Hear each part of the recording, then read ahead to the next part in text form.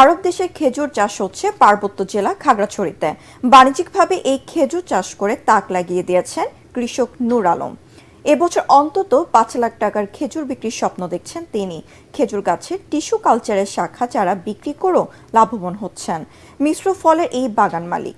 পাহাড়ে সৌদি খেজুর চাষের খবর। পার্বত্য জেলা খাগড়াছড়ির মাটিরাঙ্গার রসুলপুরে দুর্গম গ্রামে মিশ্র ফল বাগানের জন্য সুখ্যাতি রয়েছে শৌখিন কৃষক নূর আলমের। এবার আরবের খেজুরের বাণিজ্যিক চাষ করে তাক লাগিয়ে দিয়েছেন তিনি। শুরুতে ইংল্যান্ড থেকে মূল্যবান ২৫টি চারা সংগ্রহ করে বাগানে লাগান। পরে তিনি আরও ৭৫টি চারা সংগ্রহ করেন সৌদি আরব থেকে। এখন সেসব গাছে থোকায় থোকায় ঝুলছে আরবের খেজুর। সবুজ ও হলুদ রঙের খেজুরের থোকা শোভা পাচ্ছে নূর আলমের বাগানে।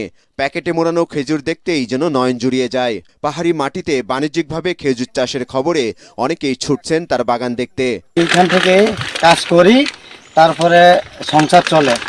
খুব চমৎকার পরিবেশে একটা বাগান, পাহাড়ের মাটিতে। আমাদের মাটিরাঙ্গার সদর থেকে অনেকটা দূরে হলেও চমৎকার দৃষ্টিনন্দন একটা বাগান।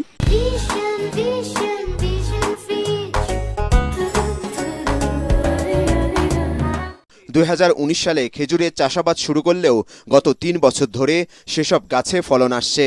গত বছরও ২ লাখ টাকার খেজুর বিক্রি করেন তিনি। এবার ৫ লক্ষাধিক টাকার খেজুর বিক্রির আশা করছেন নূর আলম। মরুভূমির খেজুর চাষ করে সফলতার জন্য খুশি কৃষি বিভাগও। অনাবাদি পাহাড়ে খেজুর বাগান সম্প্রসারণে উদ্যোগী হওয়ার কথা জানান কৃষি কর্মকর্তারা। এই খেজুরের টিস্যু কালচার চারাগুলো আমি প্রাথমিকভাবে ইংল্যান্ড থেকে সংগ্রহ করি ২৫টা চারা। তারপরে ধাপে ধাপে আমি ১০০ চারা পূর্ণ করি।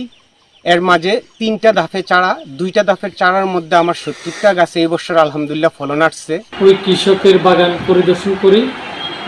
ওই বাগানে অনেকগুলা খেজুরে প্রায় ১২০ থেকে ৩০টা গাছে ফলন এসেছে এবং গত বছরের তুলনায় ফলন অনেক ভালো।